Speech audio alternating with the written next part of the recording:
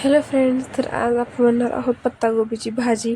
तर चला मग स्टार्ट करूयात पत्तागोबीची भाजी बनवण्यासाठी.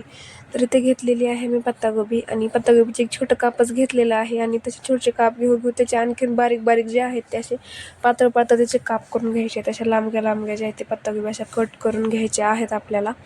तर सगळ्या जे आहेत ते मी आधी कट करून घेते. तर हे पहा, सगळ्या मस्त अशी सगळ्या पत्तागोबीचे जे आहेत असे बारीक बारीक काप करून घेतलेले आहेत. आता कढईमध्ये जे आहे ते आपल्याला तेल गरम करण्यासाठी ठेवायचं आहे, आणि चांगलं कडक तेल गरम होऊ द्यायचं आहे. त्याच्यानंतर आपल्याला टाकायचे आहेत जिरे आणि मोहरी.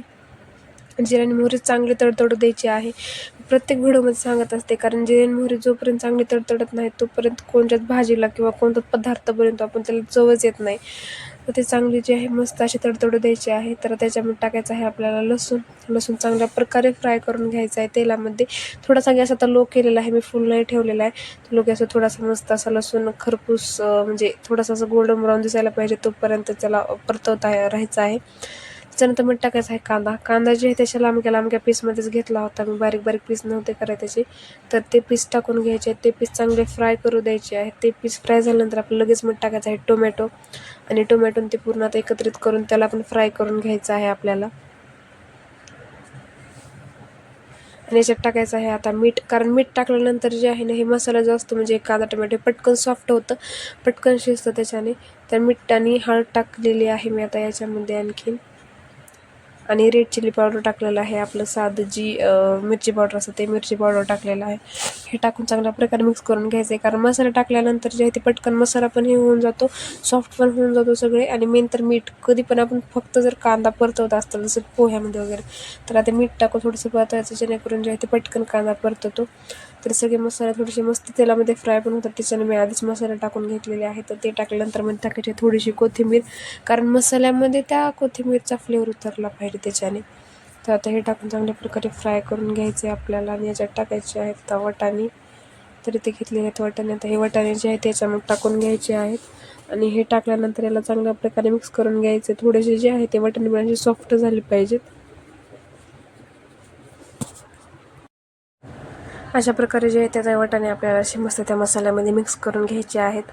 आणि हे पूर्ण मिक्स झाल्यानंतर आपल्या याच्यामध्ये पत्तागोबी ॲड करायची आहे.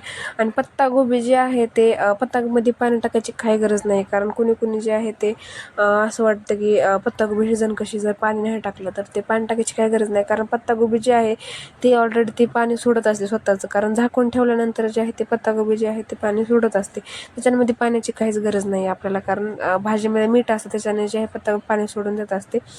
तर आता हे मसाला जे आहे ते पूर्ण या भाजीमध्ये असं मिक्स करून घ्यायचं आहे आपल्याला. पूर्ण एकजीव भाजी करून घ्यायची आहे त्या मसाल्यामध्ये, जेणेकरून जे आहे आपल्याला नंतर झाकून ठेवता येईल. कारण आधीच आपण आता लगेच झाकून जर ठेवलं तर ते खालचा मसाला जो आहे तो मसाला जे आहे ते करपून जातो त्याच्याने. तर आता ही भाजी जी आहे ती पूर्ण अशी मिक्स करून घेत आहे मी आता याच्यामध्ये. आणि पत्तागोबी जे आहे ते खूप टेस्टी लागते. कोणाकोणाला आवडत नाही, कोणाकोणाला आवडते, पण ह्या मेथडनं केल्यानंतर खूप छान लागते.